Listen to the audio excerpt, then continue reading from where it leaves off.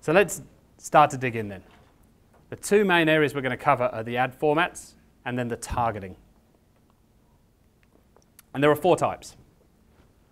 We've got the 4-line text ad that you're used to seeing on search. We can show those ads on these 2 million websites. They can be the same ads, they can be slight variations. Talk about that. Image ads, which is where we're going to focus, but you can also show video ads on these websites and ads on mobile. Mobile display, massively untapped. As Ed's already said, iOS is going to be the biggest, mind-blowing, but the biggest operating system that people use online. 50% of your traffic, we've already heard, is going to come from mobile devices by mid this year in Australia. Massive opportunity here. Quick word on text first, but we're going to focus on image ads today. My suggestion for you is to get 3 different types of ads built.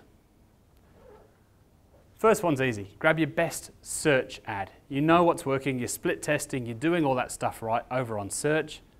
Take the knowledge that you've already paid for and use your best search ad as one of the ads that you're going to put out there on the GDN. Again, how you put it out there, don't worry about that yet. Just do the big picture stuff. The next one is going to be more of that interruption ad. So some little tricks there. You might put more numbers. You know, the description line 1 might start 1 dot and then a big benefit. 2 dot, big benefit. Short ads. So not using your full 35 characters, and again, sorry, if you don't do AdWords, I'm assuming that most people already do AdWords and you know search. But that description line 1, description line 2, don't use the whole 35 characters because almost everybody's ads are the same size. If you use a little short ad, 15, 20 characters on each line, that's really eye-catching because you've got all this white space around your ad that other people don't, and that drags my eye over to your site. Remember, this is interruption marketing. They're not looking for you, you're just trying to grab them off the blog post that they're on. And then the keyword stuffed ad. So if I'm selling rainwater tanks, I'm going to have water tanks in my headline, I'm going to mention rainwater tanks in my description line, maybe twice on my 2 lines, and maybe on that display URL as well. The reason for that is Google may look a little differently on those ads and may show them in different places. Because you're going to give Google a lot of control with this to show the ads that it thinks are best on that particular site when that person lands on that site and decides to show your ad. So by having a range of different ads, you basically greatly increase your reach. You're giving Google more options to play with, and it says, oh, I think this ad's going to work well over here. I'll use this one. And then it's going to track all of that stuff for you and try and optimize your account based on that. So the key is have a range of text ads. But let's talk about image ads, because this is where the biggest opportunity lies.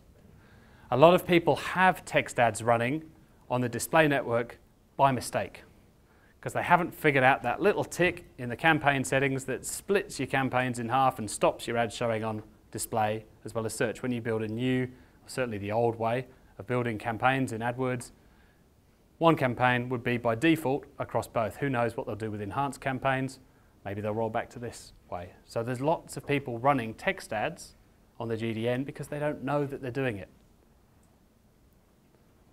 There's very few people running image ads because it takes more work, it takes a graphic designer. So, there are 8 standard IAB sizes that you can run. And I've got a slide a little later with my top 4.